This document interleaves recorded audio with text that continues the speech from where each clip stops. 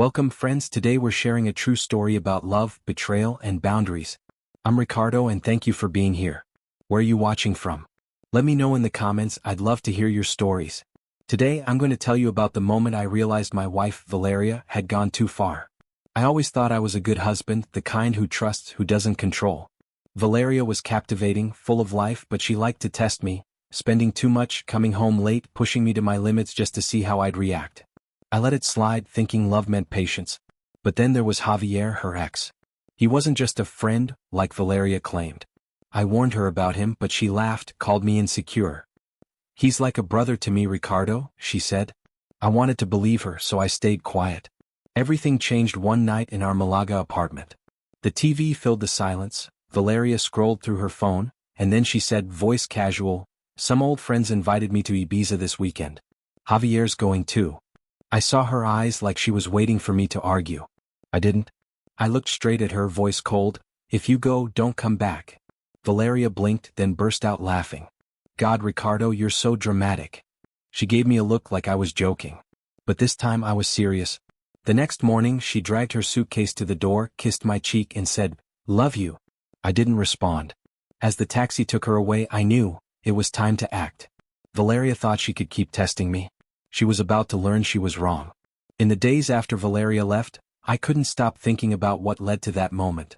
Sitting in our quiet Málaga apartment, I sifted through memories, trying to pinpoint where things started to crack. The room still held her perfume scent, but now it only brought a bitter sting. I wasn't the suspicious type, but the signs were there, scattered like puzzle pieces I'd refused to put together. Earlier that year at the Feria de Málaga, lights blazed and flamenco music flooded the streets. Valeria pulled me to a crowded plaza, her red dress swirling as she danced with friends. I stood there holding a sangria, smiling when she smiled. Then Javier showed up. He strolled in like he belonged, clapped my shoulder like an old pal, but his eyes stayed glued to Valeria. They talked, laughed, and when she pulled him to dance, a cold jolt ran down my spine. It wasn't the dance, it was the way she looked at him like I didn't exist.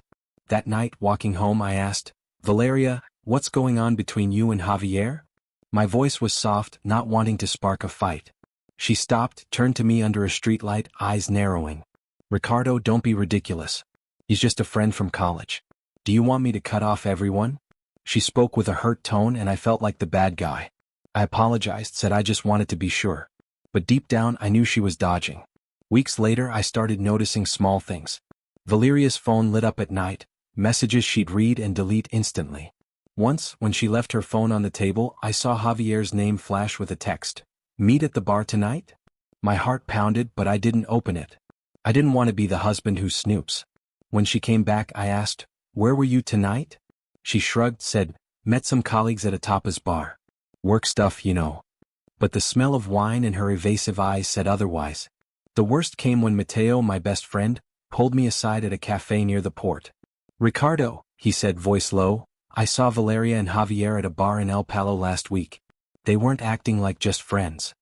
I stared at Mateo, wanting to argue, but his serious eyes stopped me.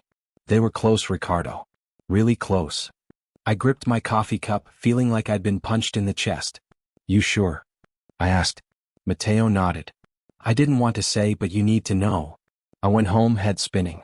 Valeria was cooking, humming a song like everything was fine. I wanted to yell, to ask why, but I held back. Instead I said, "Valeria, do you even see me as your husband?" She stopped chopping, turned, eyebrows raised. "What's that supposed to mean?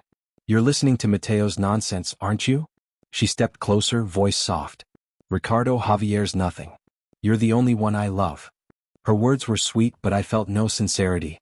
I nodded, but inside a crack had formed. The weeks that followed, Valeria acted like nothing was wrong. She went out later, blaming friends or work events. I started counting how often she mentioned Javier, too much for a friend. Each time I asked, she turned it on me. "You don't trust me? You want to control me?" I didn't want to fight, so I stayed silent. But each silence cost me a piece of myself. Looking back, I realized I'd let her go too far. I'd mistaken patience for weakness, love for blindness. But when Valeria mentioned the Ibiza trip, when she dropped Javier's name with that challenging look, I knew I couldn't keep pretending. My limit had been reached, and this time I wouldn't back down. That night, as moonlight spilled through our Málaga apartment's window, I lay awake, listening to the waves crash on the shore. But the sound didn't soothe me. It amplified the question screaming in my head. Did Valeria really love me? Or was I just a pawn in her game? After what Mateo told me after her evasions, I couldn't pretend things were okay. Doubt had taken root, growing like weeds across my soul. I started noticing things I'd ignored. Valeria always kept her phone close, even in the bathroom. She'd set a new password, something she'd never done. One morning while I made coffee, she got a call. She glanced at the screen, then hurried to the balcony, speaking low enough that I couldn't hear. When she came back, she smiled, said it was Sophia, her colleague. But the smile didn't reach her eyes. I nodded, but inside I knew it was Javier. I didn't want to be the paranoid husband rifling through my wife's things. But the truth kept staring me in the face. One night, when Valeria went out with friends, I found her scarf left on a chair. I picked it up to put it away and a slip of paper fell out, a receipt from a bar in Marbella, an hour's drive from Málaga. The date was last Saturday when she said she was working late. I gripped the paper, feeling my blood boil. She wasn't at the office. She was in Marbella, probably with Javier. I decided to confront her. That evening Valeria came home, her heels clicking on the wooden floor. She looked radiant, cheeks flushed from a few drinks. Have fun? I asked, voice even, sitting on the sofa. She shrugged, slipping off her coat. Yeah, just some friends from work. Nothing special. I pulled the receipt from my pocket, set it on the table. Is this nothing special? Marbella, when you said you were at the office. Valeria's face froze just for a second before she laughed, a forced sound. Ricardo, are you serious? That was a work party. Sophia invited me, I just forgot to mention. She stepped closer, tried to touch my arm, but I pulled back. Was Javier there? I asked, locking eyes with her. She stepped back, eyebrows tight. Why are you so obsessed with Javier? You don't trust me at all, do you? Her voice rose, sharp and defensive. I wanted to scream that she made me doubt, but I only said, answer me. Was he there or not? She looked away, muttered, yeah, but only because he knows the group. It's nothing. I didn't believe her. Not anymore. But I didn't want to argue. I stood, walked to the balcony, let the sea breeze hit my face. In that moment, I remembered a time years ago when an ex-girlfriend cheated on me. I'd sworn I'd never let anyone make me feel that way again. But here I was, living that nightmare, and I hated myself for letting it happen. The days after, Valeria acted like nothing happened. She cooked dinner, chatted about work, even tried to cuddle when I went to bed. But every gesture felt fake, like a scripted performance. I started counting how often she left the house. 3 times a week, always with vague excuses. I checked our joint account, saw charges for fancy restaurants I'd never been to. Each discovery was a knife, but I stayed silent, waiting. I didn't know what for, a confession or a bigger mistake from her. Then one afternoon, Sophia, Valeria's colleague, came by with a box of pastries from a shop near their office. She was awkward, avoiding my eyes. When Valeria went to the kitchen, Sophia whispered, Ricardo, I don't want to meddle, but be careful with Javier. He's not good. Before I could ask more, Valeria returned and Sophia switched topics. But her warning was a spark, igniting every doubt in me. I started seeing Valeria wasn't just hiding. She was living another life, one I wasn't allowed into. And Javier was at its center. I didn't know exactly what was happening, but I knew one thing. I couldn't keep playing the blind husband. I'd given her too many chances. When she mentioned the Ibiza trip, when she said Javier's name like a challenge, I knew the time for forgiveness was over. I had to protect myself, even if it meant losing the woman I once loved. That fateful morning, Malaga's sunlight poured through the window, but my heart held only darkness. I stood in the kitchen, holding a cold coffee mug, watching Valeria move through the house like a breeze, carefree, confident, like nothing could shake her. She was packing for Ibiza, folding clothes into her suitcase, humming a cheerful tune. But each note she sang was a needle in my heart. After months of doubt, after the lies I'd uncovered, I knew this wasn't just a trip. It was a statement. That night, our Málaga apartment glowed with a dim, sickly light, as if the space itself sensed the storm coming. I sat on the sofa, gripping a glass of water, my heart heavy as stone.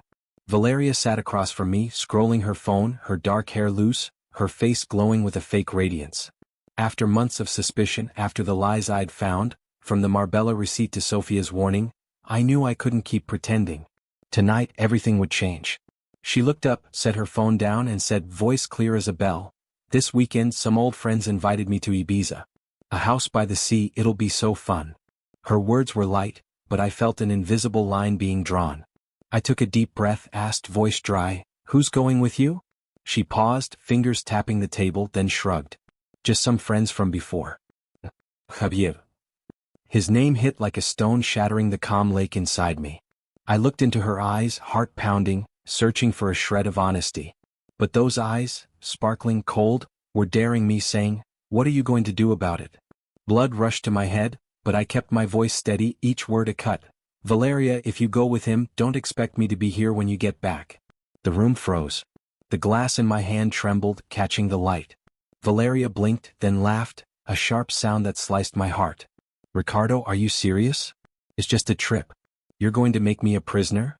She stood, stepped closer, her breath on my face, carrying the scent of her usual perfume. "You're pathetic for being jealous of Javier," she said, voice mocking, each word a thorn. "He's nothing. You're the one making this worse." I shot up, the sofa scraping back. "Pathetic?" I growled, letting my anger spill for the first time. "I trusted you, Valeria. Through every lie, every time you laughed in my face. But I'm not blind anymore. Javier's not a friend. And I'm not a fool for you to toy with." She stepped back, face paling, but then her arrogance returned. "You want to break up? Fine," she yelled, pointing at me. "But don't blame me when you're alone, Ricardo." She turned, stormed to the bedroom. I stood there, breathing hard, feeling like I'd just run through fire. My heart pounded, but in that chaos, a clarity emerged. I'd had enough. The years I ignored my gut, the nights I lied to myself that she was just carefree, it all stopped tonight. I wasn't just giving a warning. I'd drawn a line and Valeria had just crossed it. But I wasn't bluffing. Not this time. Sophia's words, the Marbella receipt, Javier's eyes at the feria, they'd formed a clear picture. Valeria wasn't just betraying me. She was testing me, seeing how far I'd bend. And I'd decided, this was my final line. The next morning she acted like last night never happened. Malaga's sunlight streamed through the window, glinting off the suitcase she dragged across the living room. She wore a white dress, hair tied high, humming a lively song, like she was off to a carefree vacation. I sat in the armchair, pretending to read the paper, watching her check her phone, probably Javier.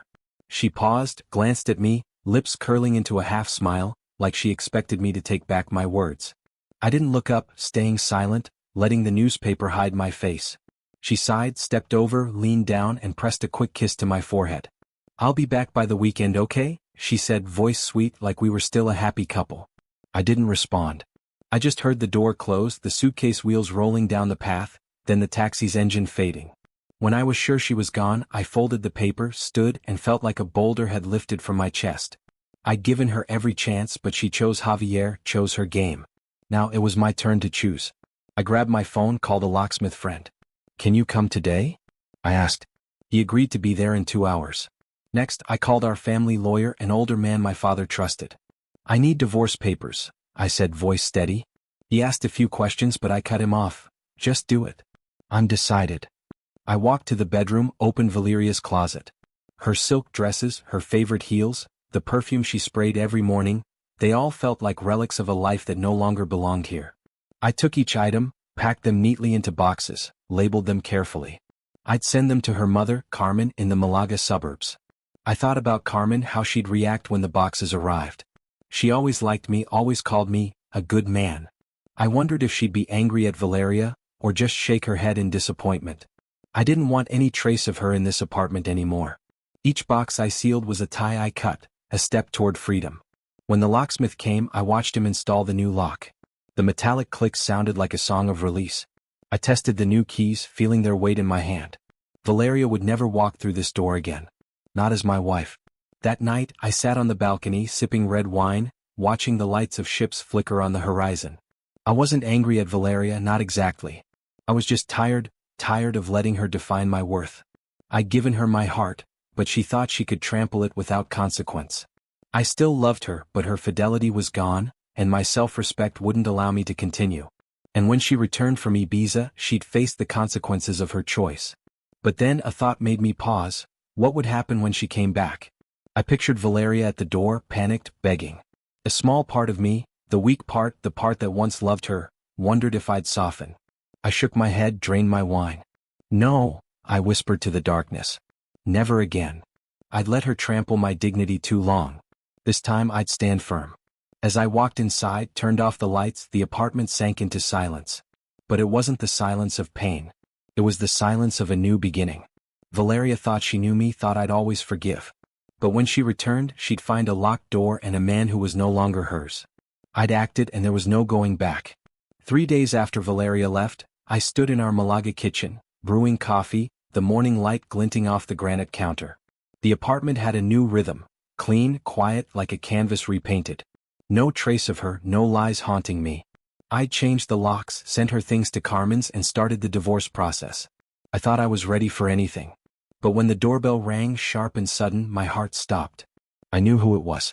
I walked to the door, took a deep breath, and opened the iron gate's intercom screen. Through the camera, I saw Valeria standing there, suitcase beside her, hair messy, face pale. She pounded the door, calling my name, voice frantic. "Ricardo! Open the door. Where are you?" I stood still, hand gripping the doorknob, feeling the ground shake beneath me. She was back sooner than I expected, and the reality I'd prepared for now faced me, raw and painful. I pressed the intercom button, voice cold as stone. "Valeria, you don't live here anymore." A long pause, then she screamed, voice breaking. "What?" "Ricardo, open the door now. This is my home." I watched the screen, saw her rummage through her bag, trying her key. When she realized it didn't work, she pounded harder, tears glistening on her cheeks. "You can't do this. Ricardo, please." But I didn't open. Each knock was a reminder. She chose Javier, laughed in my face, made me a fool. My phone buzzed relentlessly, text from Valeria, then a voice message. I hesitated, finger hovering over the screen, but finally pressed play. Her voice trembled, mixed with sobs. "Ricardo, you have to believe me. Javier, he recorded a video when I was drunk. He threatened to send it to everyone if I didn't do what he wanted. I didn't want this. You're everything to me." Her words hit like a wave, crashing against the rock in my chest. A tiny part of me wanted to believe her, to run down and hold her. But then I remembered the late nights, her eyes when she mentioned Ibiza, the sharp laugh when I begged her to stop. No, this wasn't the truth. This was another act. I texted back, fingers typing each word like carving stone.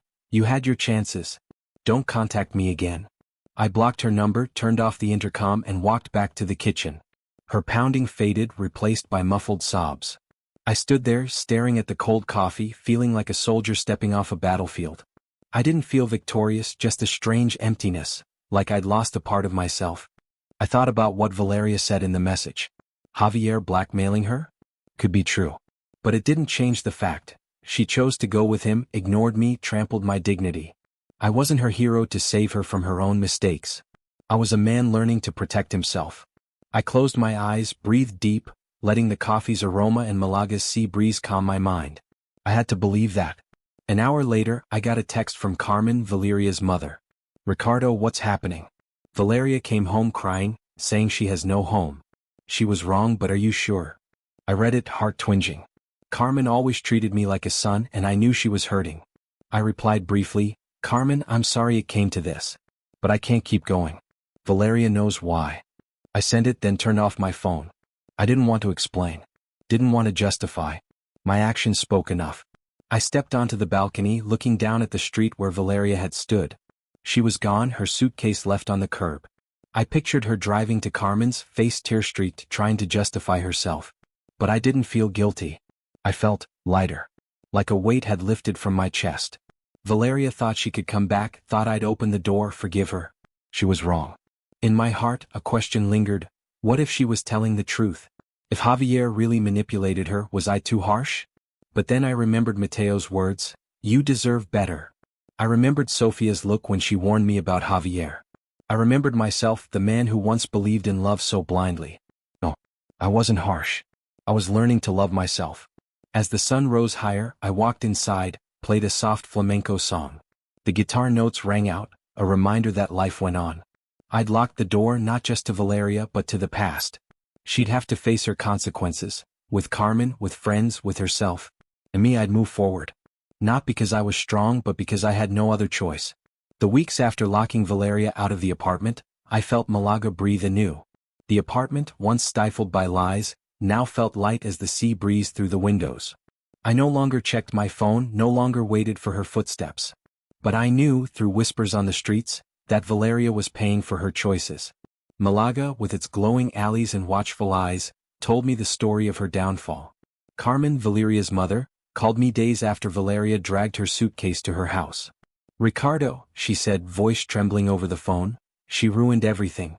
I raised her to value honor, family, but she chose wrong." I heard her sigh, heavy like waves on La Malagata. Carmen always saw me as a son, and I knew she was heartbroken. "Carmen, I'm sorry it came to this," I replied, voice low but sincere. "But I can't live with what Valeria did." She paused, then said, "I understand, son. You deserve to live better." Her words, like a confirmation, steadied me.